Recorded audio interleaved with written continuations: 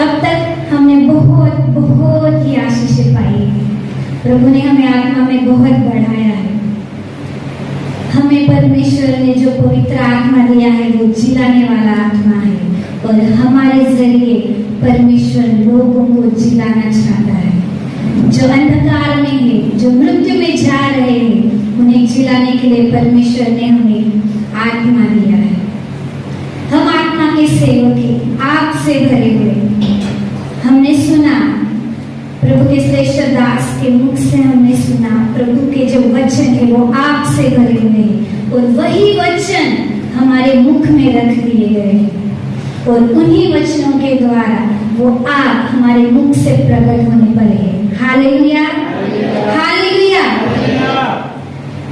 हम परमेश्वर के पर्वत पर चढ़े हुए हैं, और अभी हम ठहरे हैं, और हमारा अभी परिवर्तन हो रहा है। हम अंश अंश करके परमेश्वर के छाया में, उसके रूप में बदलते जा रहे हैं। हालेलुया। क्या आप विश्वास करते हैं?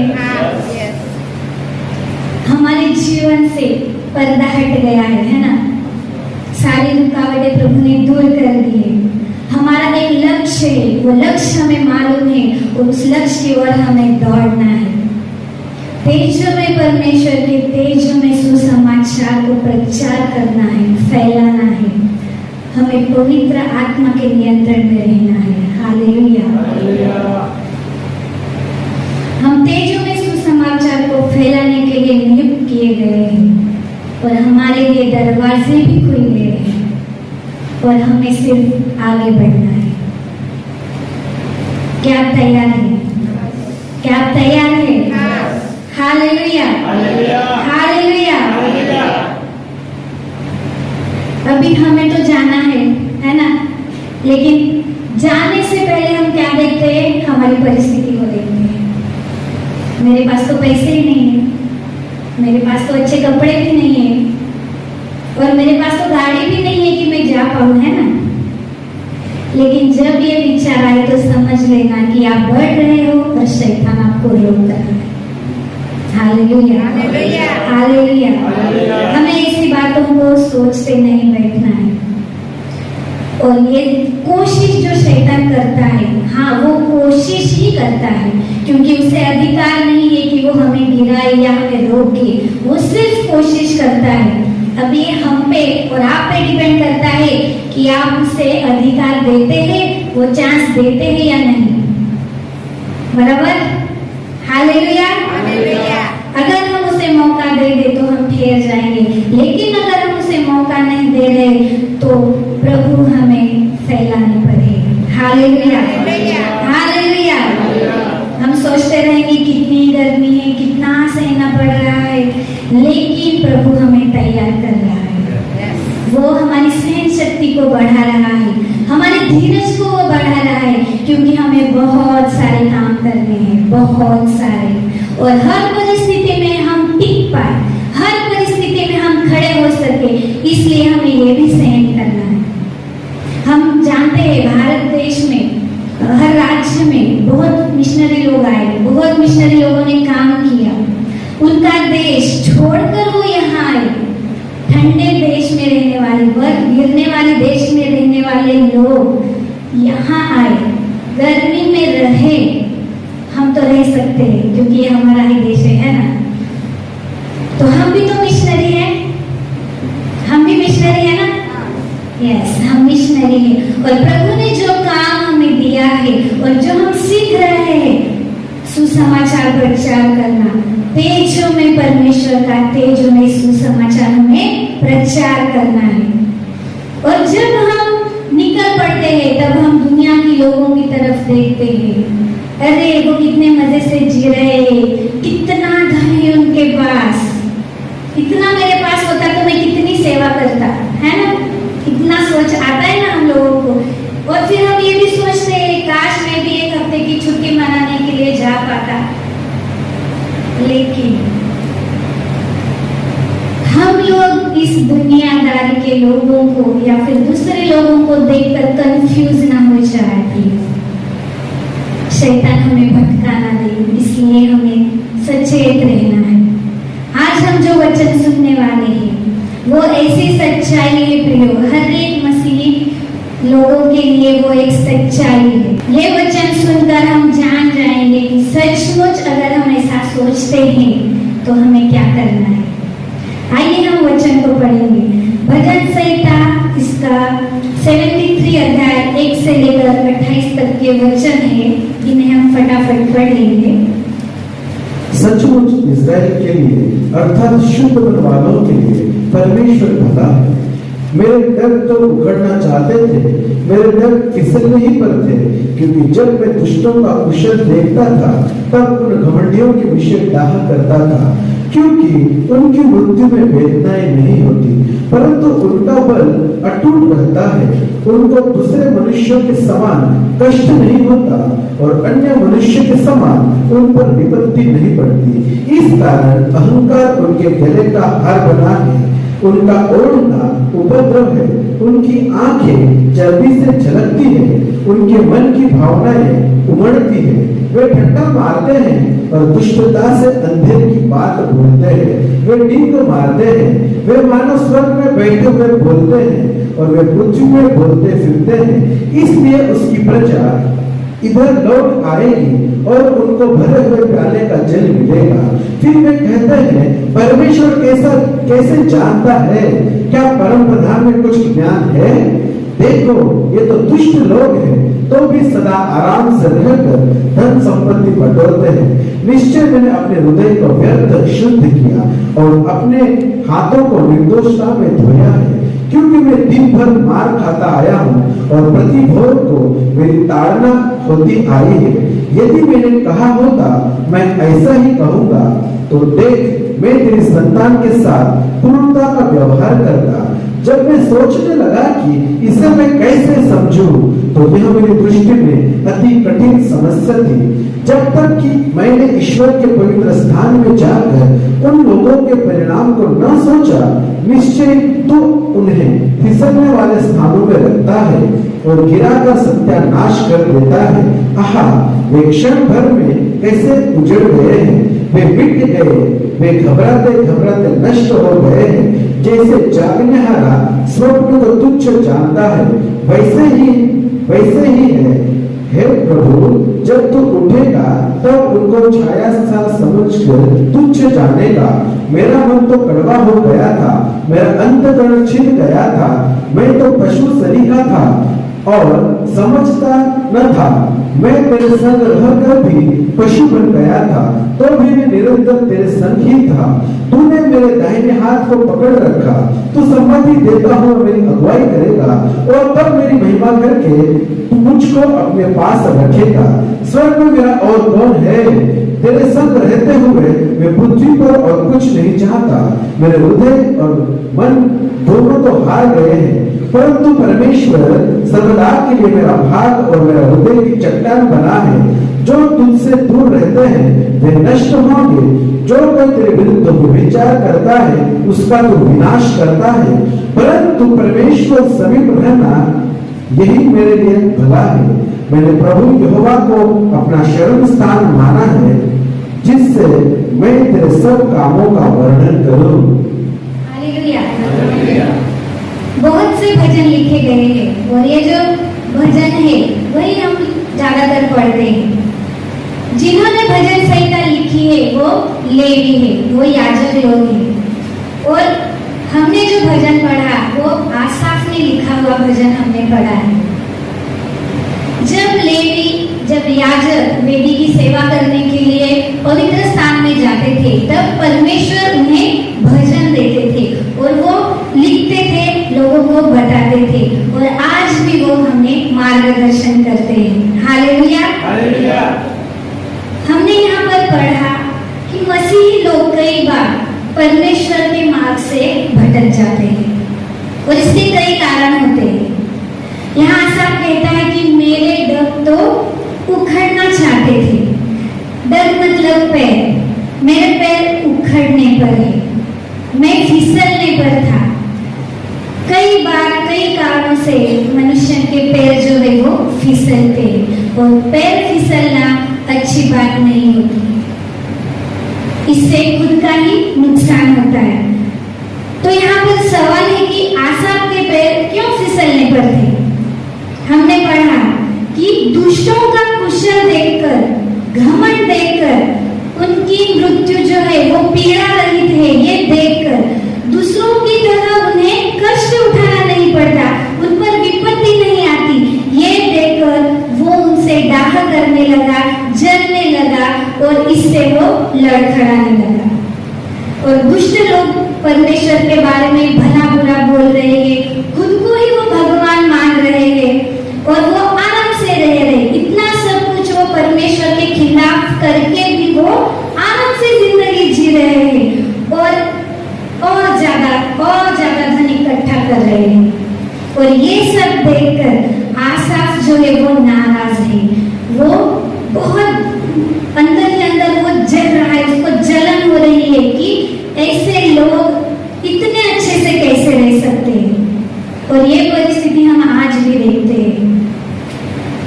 ऐसे दुष्ट लोगों को देखकर बहुत से मसीही लोग जो है वो ऐसी स्थिति में आ जाते हैं, ऐसे सोच उनकी हो जाती है। और जैसे आसाफ सोच रहा है, वचन 13 में हमने पढ़ा, वो कहता है कि सचमुच मैंने व्यर्थ ही अपने मन को शुद्ध किया है।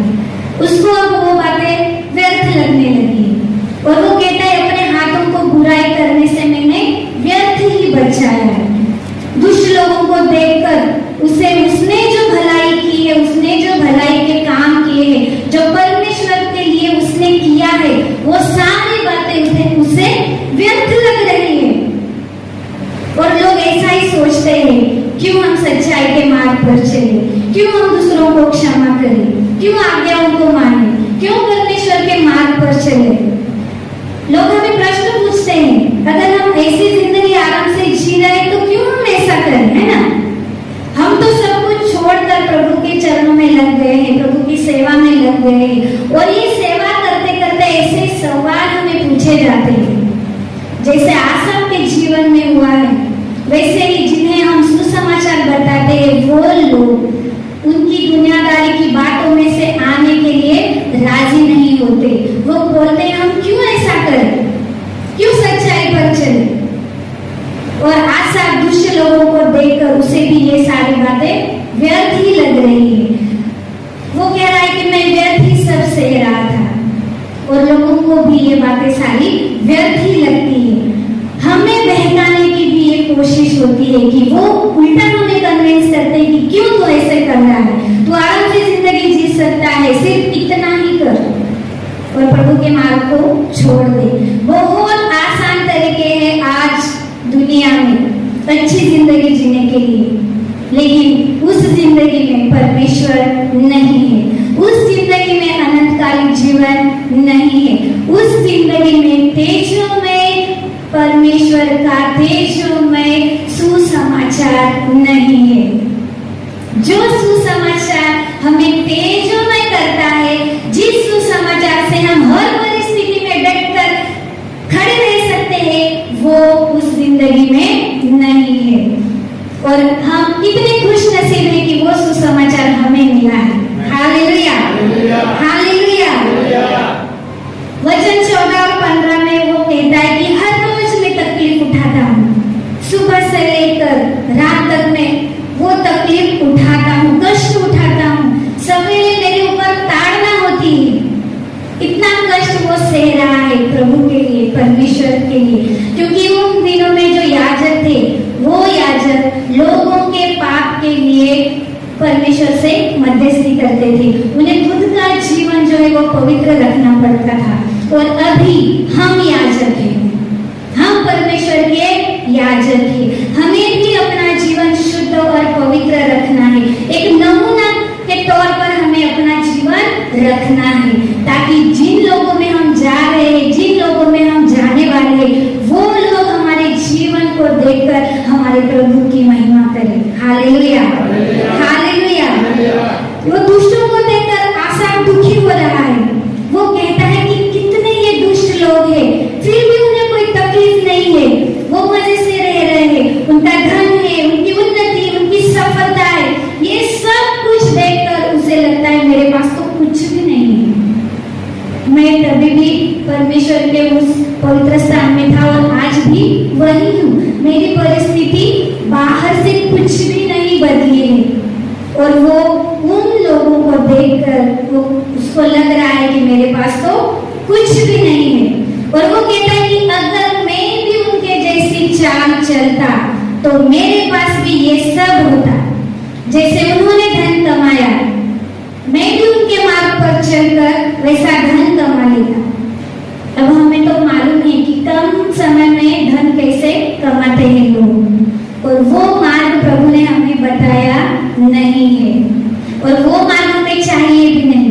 लेकिन जब दुनिया के लोगों की तरफ देखते हैं तो हमारे मन में ये विचार आता है कि व्यर्थ ही इतने साल मैंने गवा दिए, अगर मैं भी उससे मिल लेता, उससे पूछ लेता उसने क्या किया तो मेरे पास भी इतना धन होता।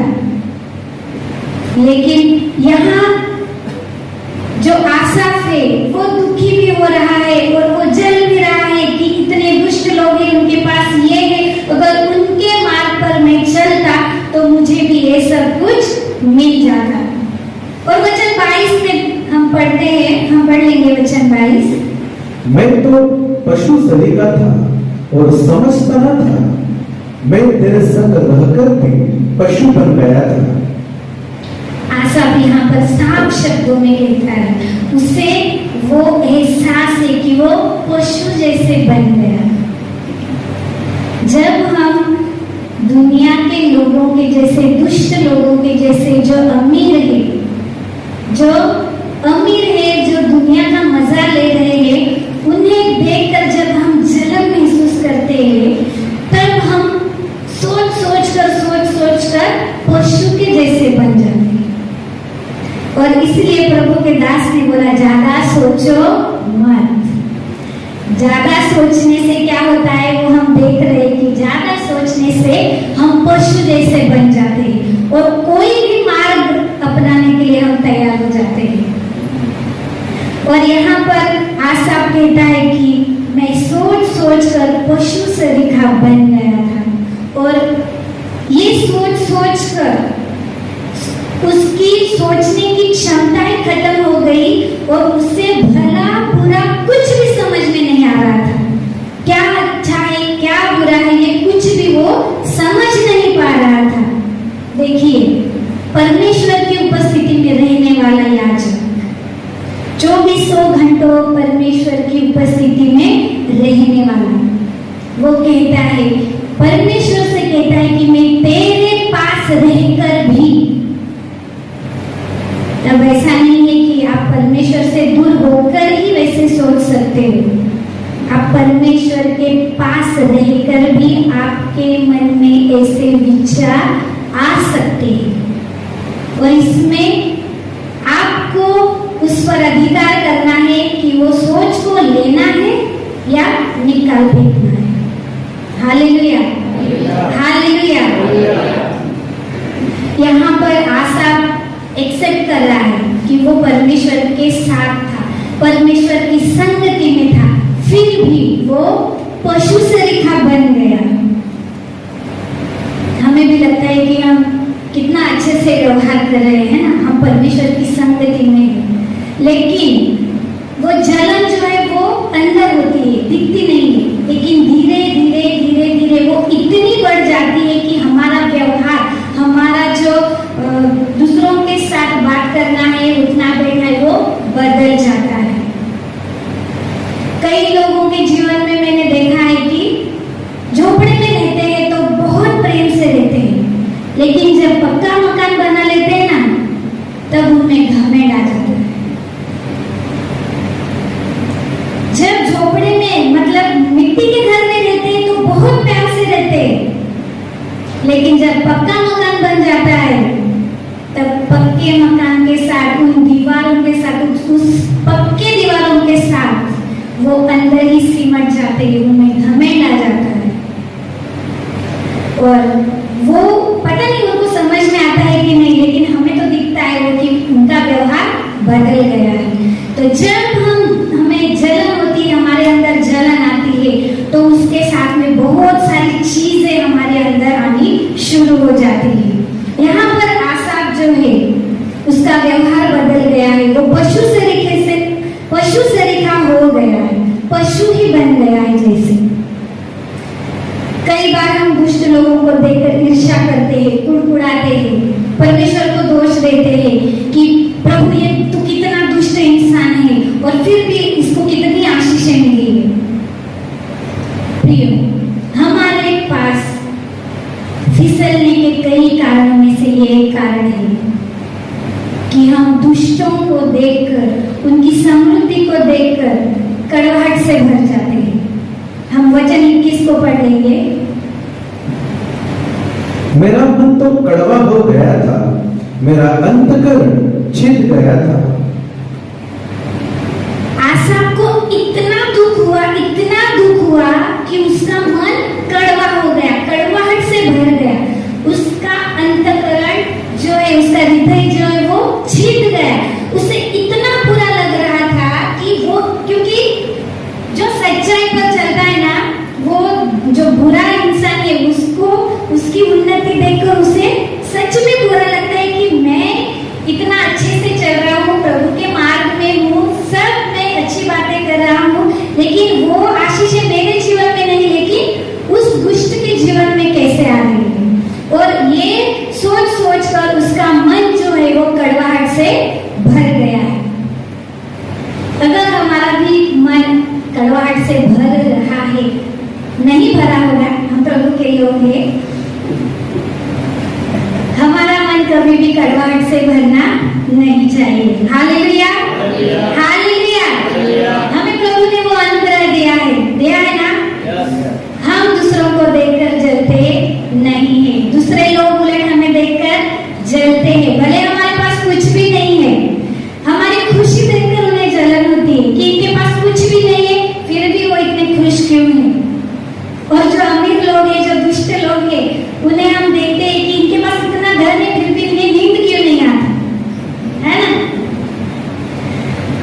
तो यहाँ पर हमने देखा कि दुष्टों की संपत्ति और सब अच्छी चीजें देखकर आसाफ का मन जो है वो कड़वाहट से भर गया।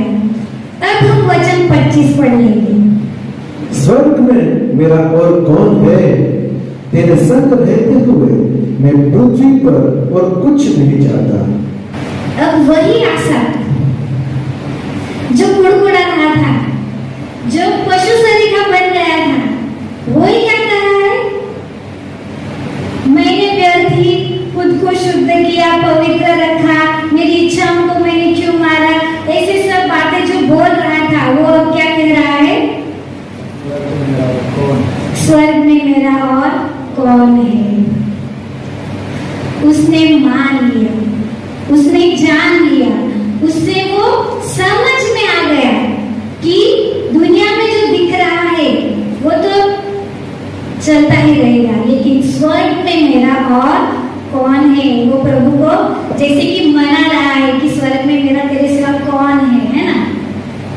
और वो कहता है कि मैं सिर्फ तेरे ही साथ रहना चाहता हूँ, तेरी संगति मुझे चाहिए, बस सिर्फ तू मुझे चाहिए, और पृथ्वी पर मैं कुछ और नहीं चाहता। वही आसाफ, देखिए ये इसी स्तोत्र में हम पढ़ रहे हैं, जो आसाफ कड़वाहट से भरा हुआ था, उसी आसाफ के शब्द अब बदल गए हैं। Hallelujah, hallelujah. प्रियो, वो अब ऐसा क्यों कह रहा है कि हे परमेश्वर, मुझे सिर्फ तेरी उपस्थिति चाहिए, तेरे साथ के सिवा मुझे और कुछ नहीं चाहिए। क्यों कह रहा है? क्योंकि जब उसके मन में ये विचार आए, जब वो कुड़कुड़ाहट कर रहा था, उसके बाद वो पवित्र स्थान में गया, वो प्रभु के संगति में गया, परमेश्वर की उपस्थिति में वो बैठा, और उसे समझ में आ गया कि ये जो दुष्ट लोग हैं और ये जो उनकी सारी आशीषें हैं, ये एक दिन खत्म होने वाली है, ये एक दिन नाश हो जाएंगी, लेकिन मुझे स्वर्ग में भाग है। ये सच्चाई उसे समझ में आ गई। Hallelujah, hallelujah. जिस रास्ते पर वो चल रहा था, उस रास्ते पर परमेश्वर उसके साथ है, और दुष्ट के बारे में जब वो सोच रहा था, तब भी परमेश्वर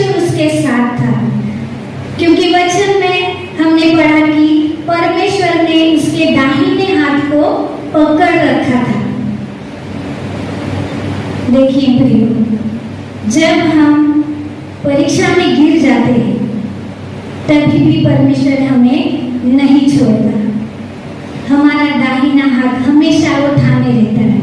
हालेलुया, हालेलुया। हमारी परिस्थिति कैसी भी हो, हमें लगता रहेगा कि इस मुसीबत में मैं अकेले रह गई हूँ या अकेला रह गया हूँ, लेकिन वचन कहता है कि वो अपने दाहिने हाथ से हमें संभालता है। हालेलुया। यहाँ पर भी आसाफ के जीवन में हम देखते हैं कि परमेश्वर ने उसके दाहिने हाथ को पकड़ रखा था, तब भी परमेश्वर उसके साथ था, परमेश्वर उसकी अगुवाई कर रहा था। वो कहता है कि परमेश्वर सदा के लिए मेरा भाग है, मेरे हृदय की चट्टान है। हालेलुया। परमेश्वर सदा के लिए हमारा भाग है, चाहे हमारे पास, हमारे साइड में हमारे लोग ना हो, हमारे माँ बाप ना हो या हमारे रिश्तेदार ना हो, लेकिन ये जो बात है कि परमेश्वर सदा के लिए हमारा भाग है, ये कभी न बदलने वाला वचन है प्रियो। Hallelujah, hallelujah.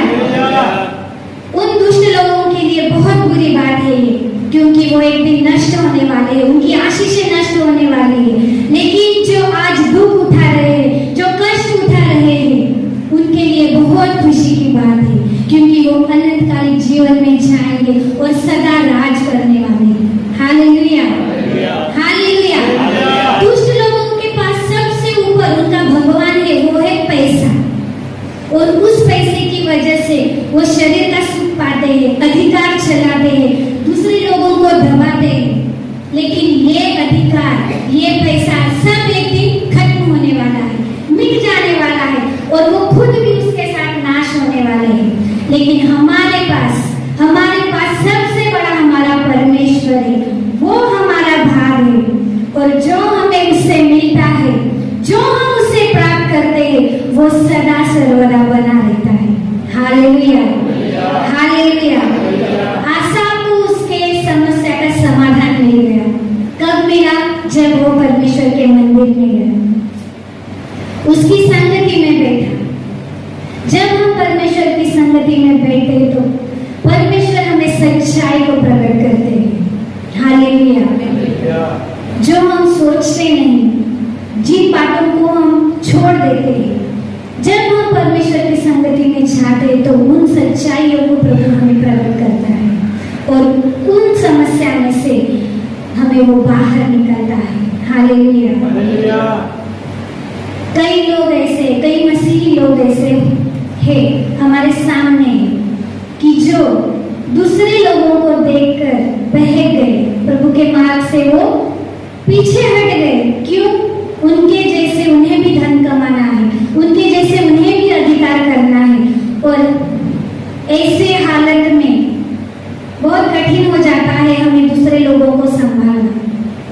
जब हम परमेश्वर का सुसमाचार प्रचार कर रहे हैं, तब हमें ऐसी बातों को भी संभालना पड़ता है, हमें भी उनका पक्ष रखना पड़ता है। क्योंकि जब हम सुसमाचार प्रचार करते हैं और वही सुसमाचार जो दूसरे लोग भी प्रचार करते हैं, तो उन्हें उन दोनों सुसमाचार का फर्क समझ में नहीं आता। तब हमारा जीवन और उनका जीवन देखकर उन्हें वो समझ में आना चाहिए कि दोनों का सुसमाचार प्रचार तो एक हो रहा है, लेकिन दोनों के जीवन कैसे अलग अलग है, कैसे वो आशीषित है, ये हमारे जीवन से उन्हें समझ में आना चाहिए। वे लोग भूल जाते हैं कि वचन कहता है कि तुमने दुनिया की सारी सुखें, सारी सुविधाएं प्राप्त कर ली और अपनी आत्मा का अगर नाश कर दिया तो तुम्हें क्या फायदा। मेरी एक दोस्त है, मैं उसे बोलती थी कि कई चीजें ऐसी ही है जो दुनिया में हमें नहीं करनी चाहिए। तो हम बातें करते थे, तो वो बोलती थी मरने के बाद किसने देखा, मरने के बाद किसने देखा, आज जीवन मिला है, जी लो, मजे कर लो। तो लोगों की सोच ये होती है, पढ़े लिखे लोगों की सोच ये होती है। तो सोचो, जो प्रभु से दूर है, जो बाइबल नहीं जानते, उनकी सोच कैसी रहेगी। और ऐसे लोगों तक प्रभु हमें ले जा रहा है, उन्हें बचाने के लिए तेजोमय परमेश्वर का तेजोमय सुसमाचार प्रचार करने के लिए। हालेलुया, कहता है कि परमेश्वर के पास रहना, उसके साथ रहना मेरे लिए भला है। आमेन, आमेन। सच में ये वचन जब मैंने पढ़ा मुझे बहुत हंसी आई थी कि कितना कुड़कुड़ा लो, कितना ही भाग लो, कुछ भी कर लो, लेकिन आना तो प्रभु के ही पास है।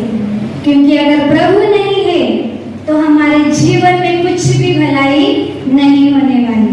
Hallelujah, hallelujah. देखिए प्रियो, यहाँ पर जो लोग कष्ट करते हैं, कमाते हैं, वो तो यही रह जाने वाला है, ये हमें मालूम है। लेकिन फिर भी लोग उस धन के पीछे भागते, उस संपत्ति के पीछे भागते। आज तो घर घर में ऐसी बात हो गई है कि खेत किसे ज्यादा मिलेगा या तेरा हिस्सा भी मुझे ही मिल जाए, इस बात से झगड़े हो रहे हैं। पहले हमारे लोग ऐसे नहीं थे, है ना, प्रेम से सब सुलझा लेते थे, ठीक है तुझे ज्यादा चाहिए तू ले ले। लेकिन आज परिस्थिति ऐसी नहीं है, कोर्ट कचहरियां हो रही है, घर घर में झगड़े हो रहे हैं धन की वजह से। और वचन मत्ती 6:19 से 21 तक हम पढ़ेंगे। मत्ती रचित सुसमाचार 6वां अध्याय 19 से 21 तक। अपने लिए पृथ्वी पर धन इकट्ठा न करो, जहाँ कीड़ा और काई बिगाड़ते हैं और जहाँ चोर सेंध लगाते और चुराते हैं, परंतु अपने लिए स्वर्ग में धन इकट्ठा करो, जहाँ न तो कीड़ा और न काई बिगाड़ते हैं और जहाँ चोर न सेंध लगाते और न चुराते हैं, क्योंकि जहाँ तेरा धन है वहाँ तेरा मन भी लगा रहेगा। Hallelujah, hallelujah. बहुत बार हमने इस वचन पर प्रचार सुना है ना। वचन हमें बताता है कि इस पृथ्वी पर नहीं, लेकिन स्वर्ग में धन इकट्ठा करो। स्वर्ग में अगर हम धन इकट्ठा करेंगे तो हमारा ध्यान भी स्वर्ग में ही लगा रहेगा। अब हम स्वर्ग में धन कैसे इकट्ठा करें? हम तो स्वर्ग में जा नहीं सकते, जब तक हम इस पृथ्वी पर है तब तक हम स्वर्ग में नहीं जा सकते। तो हम स्वर्ग में धन कैसे इकट्ठा करें? एक धनी व्यक्ति की कहानी आप मालूम है ना, जो धनी व्यक्ति यीशु के पास आया और कहता है कि अनंतकालिक जीवन मुझे मिले, इसलिए मैं क्या करूं? प्रभु ने कहा कि तू आज्ञाओं को मान। वो कहता है मैं तो बचपन से सब करते आया हूं। फिर यीशु ने उसे गौर से देखा और कहा कि जो तेरे पास है वो सब गरीबों को दे दे और मेरे पीछे हो ले। सुनने में कितना अच्छा लगता है, सब दे दो मेरे पीछे आ जाओ। लेकिन ये बात सुनकर जो धनी व्यक्ति था वो नाराज होके चला गया। धनी व्यक्ति, हर धनी व्यक्ति उदार नहीं होती, हर धनी व्यक्ति उदार नहीं होती। और इस धनी व्यक्ति के जीवन में हम देखते कि वो बहुत अमीर था, बहुत ही अमीर, और इसलिए उसको ये बात बहुत मुश्किल लगी और वो चला गया। जब हम उस धनी व्यक्ति को देखते हैं तो उसने तो धन घर में इकट्ठा किया रहेगा, तिजोरी में रखा रहेगा, तो स्वर्ग में हम धन कैसे इकट्ठा करें? क्या कोई जानता है स्वर्ग में धन कैसे इकट्ठा करें? क्या हम अच्छे काम करके धन इकट्ठा कर सकते हैं? नहीं, क्योंकि दूसरे लोग भी तो अच्छे काम करते हैं। क्या हम दान करके धन इकट्ठा कर सकते हैं? नहीं, दूसरे लोग हमसे ज्यादा दान देते हैं। दुष्ट लोग हमसे ज्यादा दान धर्म करते हैं, क्योंकि उनका मानना है जितना दान देंगे उतना पुण्य कमाएंगे। वो हमसे ज्यादा दान धर्म करते हैं। तो हम स्वर्ग में धन कैसे इकट्ठा करेंगे? हमें स्वर्ग में धन इकट्ठा करने के लिए आत्मिक जीवन में कष्ट उठाना है। Hallelujah, hallelujah. हमें आत्मिक जीवन में काम करना है। प्रभु के चेले बोल रहे थे ना, हम तो सब कुछ छोड़कर तेरे पीछे आ गए, तो हमें क्या मिलेगा? सब कुछ छोड़ के, घर, माता पिता, उनका जो व्यवसाय था, मछली पकड़ पीछे हो लिए थे और वे पूछते हैं कि हमें क्या मिलेगा जब नई सृष्टि बनेगी, तो जब अधिकार में आएगा तो हमारा क्या भाग रहेगा, क्या मिलेगा हमें। तब परमेश्वर ने, यीशु मसीह ने उनसे कहा कि तुम भी 12 सिंहासनों पर बैठकर अधिकार करोगे, न्याय करोगे। Hallelujah, hallelujah. अनंत जीवन के अधिकारी होने के लिए हमें स्वर्ग में धन इकट्ठा करना है। हालेलुया। अनंत जीवन के अधिकारी होने के लिए हम पूरा महीना काम करते हैं, तब हमें पगार मिलता है। हम खेत में काम करते हैं, कितने महीने हम खेत में काम करते हैं, तब हमें उपज मिलती है, अनाज मिलता है, तब हम उसको बेचते हैं या खाते हैं या हम धन पाते हैं। वैसे ही परमेश्वर के नजर में छोटा भी काम बहुत मायने रखता है। अगर आप सोच रहे होंगे कि मैंने तो अभी शुरुआत भी नहीं की है, और या फिर आप सोच रहे होंगे कि मैं बड़ा ही काम करूंगा, तो उसका इंतजार करते मत बैठो। आप छोटे से भी शुरुआत कर सकते हैं। प्रभु के राज्य को बढ़ाने के लिए हम छोटे से भी शुरुआत कर सकते हैं। और प्रभु के लिए काम करना, स्वर्ग में धन इकट्ठा करना आसान नहीं है, ये हमें मालूम है। हम धरती पर इस दुनिया में धन इकट्ठा करने के लिए कम कष्ट में भी बहुत ज्यादा धन इकट्ठा कर सकते हैं, लेकिन स्वर्ग में जब धन इकट्ठा करने की बात आती है तो हमें बहुत ज्यादा मेहनत करनी है। हमें अपनी नींद को सैक्रिफाइस करना है, हमें हमारे वक्त को सैक्रिफाइस करना है, हमें प्रार्थना में बैठना है, हमें दूसरों के लिए प्रार्थना करना है। आजकल तो जैसे दूसरों के लिए प्रार्थना करना बंद ही हो गया है। हर कोई खुद के हिसाब से सीमित हो रहा है। सोचते हैं कि मैं क्यों उसके लिए प्रे करूं, वो खुद करे, है ना। जो लोग कलीसिया से जुड़े हुए नहीं है उनके लिए बहुत कठिन है। कलीसिया में तो लोग एक दूसरे को याद करके प्रेयर करते हैं, या जो दास लोग हैं वो अपनी कलीसिया के लिए प्रेयर करते हैं, लेकिन जो कलीसिया से जुड़े हुए नहीं है या फिर जो सोचते हैं कि मैं अकेला घर पे रहकर प्रेयर कर सकता हूँ, उनके लिए बहुत कठिन होने वाला है, क्योंकि प्रेयर सपोर्ट जो है वो बहुत बहुत जरूरी है। जब हमारे चर्च के पास्टर लोग हैं, अगुवे लोग हैं, जब वो काम के लिए बाहर जाते हैं, परमेश्वर के काम के लिए जब बाहर जाते हैं, उन्हें फोन आता है कि किसी को तो दुष्ट आत्मा परेशान कर रहा है, किसी के घर में कुछ प्रॉब्लम है, कोई कैंसर पेशेंट है, कोई मरने वाला है, ऐसे फोन उन्हें आते हैं। और वो जब उस जगह पर जाने के लिए निकलते हैं, तब वो एक मैसेज डाल देते हैं कि हम लोग ऐसे ऐसे काम के लिए जा रहे हैं, प्रेयर करो। क्योंकि 4 लोग जाएंगे या 10 भी लोग जाएंगे, लेकिन अगर उनको प्रेयर सपोर्ट नहीं रहेगा तो बहुत मुश्किल हो जाता है। और प्रेयर सपोर्ट जो है वो मुश्किल काम आसान कर देता है। Hallelujah, hallelujah. बहुत सारे कैंसर पेशेंट जो है वो अभी तक जिंदा है, अच्छे से वो जीवन बिता रहे हैं। मरी हुई परिस्थिति को प्रभु जिला देता है। Hallelujah, hallelujah. कई प्रभु के दास गरीबी में अभी तक जी रहे हैं। लोग कहते हैं कि कितनी सेवा की उसने, कितने साल से सेवा कर रहा है, फिर भी उसकी परिस्थिति ऐसी है। लेकिन जो लोग ऐसा कहते हैं वो समझ ही नहीं पाते कि उन्होंने स्वर्ग में धन इकट्ठा किया है। Hallelujah, hallelujah.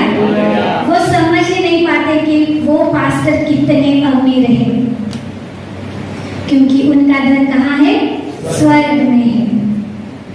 और उनका धन स्वर्ग में है, इसलिए उनका मन भी स्वर्ग में लगा हुआ है। वो इस धरती पर धन इकट्ठा करने के लिए ध्यान नहीं देते, वो हमेशा प्रभु के कार्य के लिए दौड़ते हैं और स्वर्ग में धन इकट्ठा करते हैं।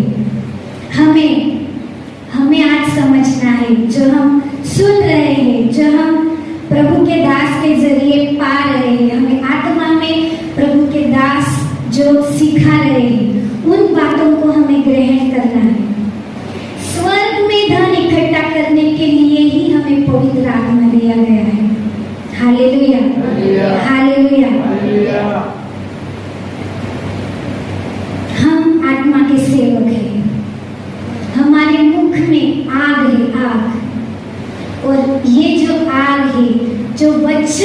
परमेश्वर के वचन जो हमारे मुख में रखे गए हैं वो एक अग्नि के समान निकलने चाहिए।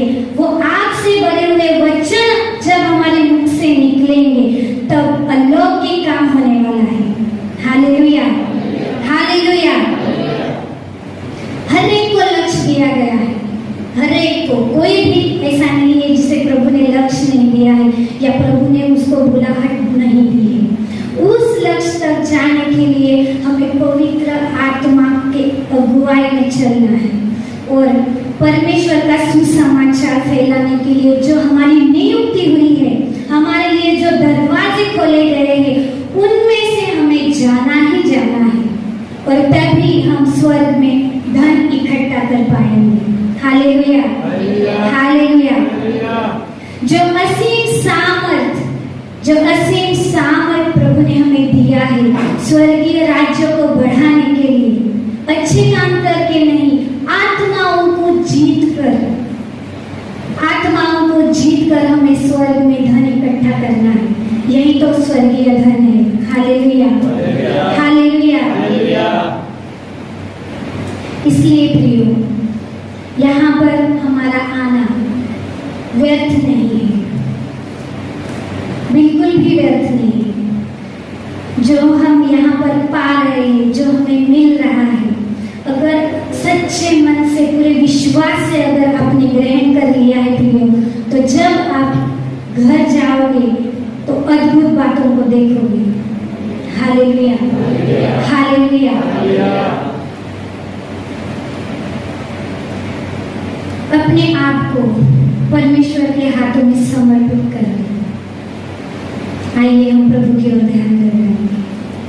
अपने आप को प्रभु को समर्पित कर दीजिए, पूरी रीति से समर्पित कर दीजिए, क्योंकि प्रभु चाहता है कि आप स्वर्ग में धन इकट्ठा करें। हमारा परमेश्वर तेजमय परमेश्वर है, अद्भुत परमेश्वर। मूसा परमेश्वर की उपस्थिति में था, तब प्रभु का तेज उसके मुख पर ठहर गया। ओ कितना अद्भुत होगा, हाँ कितना अद्भुत। प्रभु का तेज मूसा के मुख पर, आज वही तेज वो आपके मुख पर देखना चाहता है। उसी तेज से वो आपको भरपूर करना चाहता है। आप उसके पर्वत पर चढ़ तो आए हैं, बड़े तकलीफों से, बड़े कष्ट से गए। इसे व्यर्थ मत जाने दो। अपने आप को अलग कर लो इस दुनिया से, इस दुनिया के विचारों से अलग कर लो और प्रभु की आवाज को सुनो, प्रभु की आवाज को सुनो। दुष्ट लोगों को देखकर हमारा जी जलता रहेगा, दुष्ट लोगों का धन देखकर हमें लगता रहेगा काश प्रभु तूने ये मुझे दिया होता। लेकिन प्रभु ने क्यों नहीं दिया ये भी हम जानते हैं। हम बहक न जाए, इसलिए प्रभु हमें अंश अंश करके बदलता जाता है, अंश अंश करके। कितना अद्भुत एहसास है प्रभु के स्वरूप में बदलते जाना, कितनी अद्भुत बात है, कितनी अद्भुत बात। परीक्षाओं में कभी भी डगमगाओ मत, कभी भी अपने पैरों को फिसलने मत, कभी भी नहीं, कभी भी नहीं।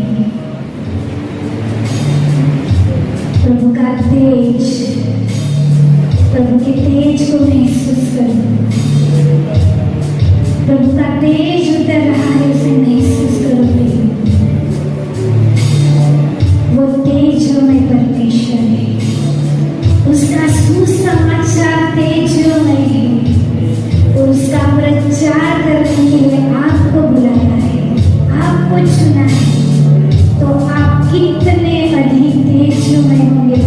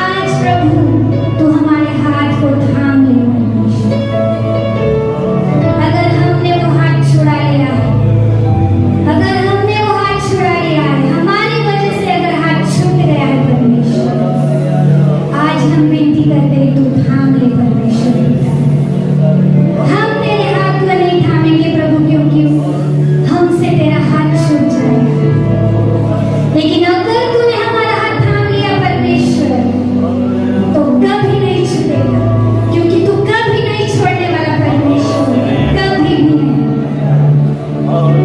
हम पूरे विश्वास से प्रभु अपने हाथ को तेरे हाथ में सौंपते हैं, हमारे जीवन को पूरे विश्वास से तेरे हाथ में सौंपते हैं।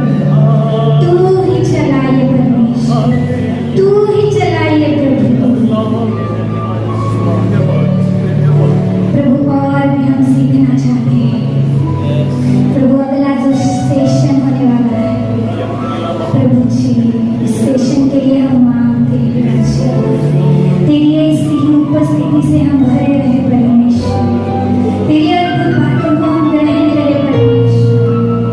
ओ प्रभु तेरे श्रेष्ठ दास के जरिए तू बातें कर परमेश्वर, हमारे दिल को तू छू लेना परमेश्वर, हमारे जीवन को तू भर देना परमेश्वर।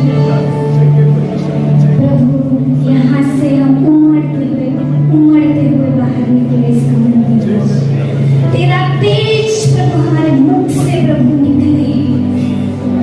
हाँ परमेश्वर, तेरे तेज को हम साथ लेकर जाना चाहते हैं, तेरी सच्चाई को हम साथ लेकर जाना चाहते हैं परमेश्वर। हर एक को प्रभु तू भर दे, हर एक को भर दे परमेश्वर। आगे का सारा कब्जा तू ले परमेश्वर, सारा आदर महिमा आपको दे प्रभु जी। यीशु मसीह के नाम से मांगते